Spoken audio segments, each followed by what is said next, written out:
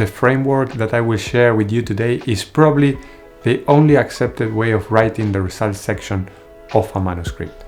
It is rooted in how science has been done for 300 years now. The good news is that the method is not that complicated. You should understand most of what you need to know by the end of this video. And also, once you learn it, that's it, since the way of writing the results sections will not change anytime soon. The principle is very simple. Essentially, what you have to do is to apply the narrative of the scientific method to every main panel in your manuscript.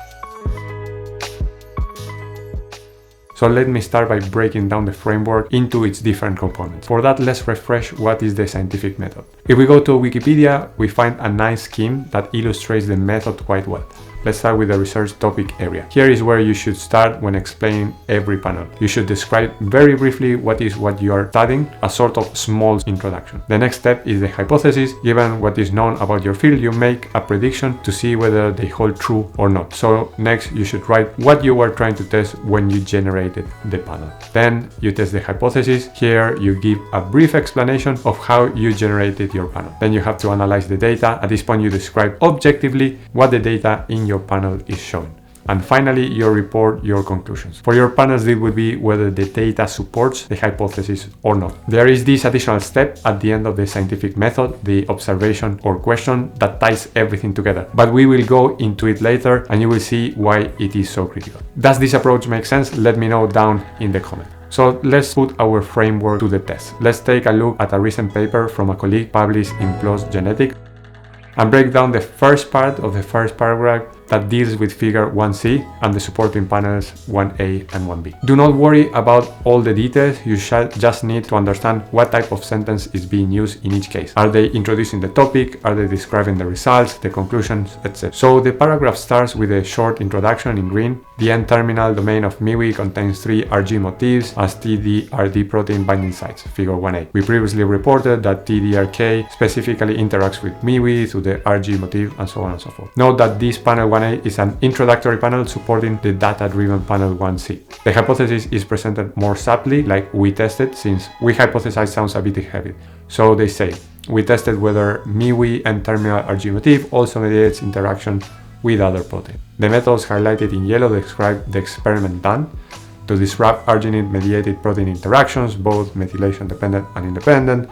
We engineer a MIWI arginine to lysine mutation MIWI-RK. Then the results are presented, highlighted in blue here. The authors write the interaction of MIWI-RK with other protein was minimally affected. But the conclusion isn't there yet, and this is a common choice. We will see what the author did in a minute. That is, by the way, a very common practice while writing the results section. For the second part of the paragraph, dealing with figure 1E, we see a similar structure. The intron grid, TDRK is a mitochondrial membrane anchor protein capable of recruiting cytoplasmic MIWI to mitochondria. The hypothesis follows in orange using the same sentence structure as before. We reasoned that MIWI-RK would fail to be recruited to mitochondria by TDRK. The methods in yellow when co-express MIWI-RK with TDRK RFP, and the results in blue, GFP MIWI-RK display a diffuse cytoplasmic distribution in the presence of TDRK RFP. And the conclusion indicated failure of recruitment of TDRK to mitochondria, followed by the combined conclusion for figures 1C and E. Together, these data demonstrate that MIWI N-terminal RG motif is crucial for the specific MIWI-TDRK interaction and regulates MIWI localization to mitochondria. As mentioned, this structure is extremely common in results sections. You put the conclusions of 2 or more panels at the end to have it as a take-home message for the whole paragraph. Of course, there are many variations to this framework.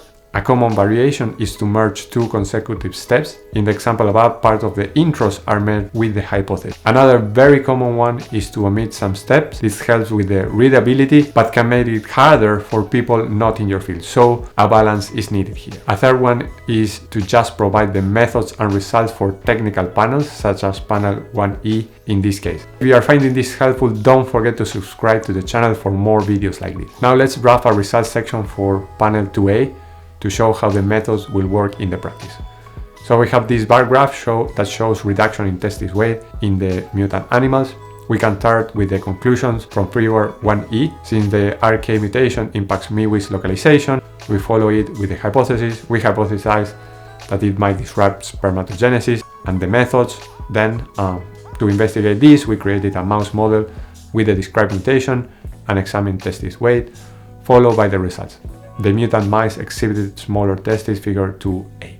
And the conclusion, therefore, the mutation appears to affect spermatogenesis. Let's see how the authors actually wrote it. They start with an intro referencing the previous figure, contrasting the in vivo with the in vitro results. The in vivo function of Rg motif in mammalian PW protein is unknown. Note that this is a weird intro talking about what is not known, aka the knowledge gap, but we will come back to it at the end. Then they combine an overall methods approach with the hypothesis.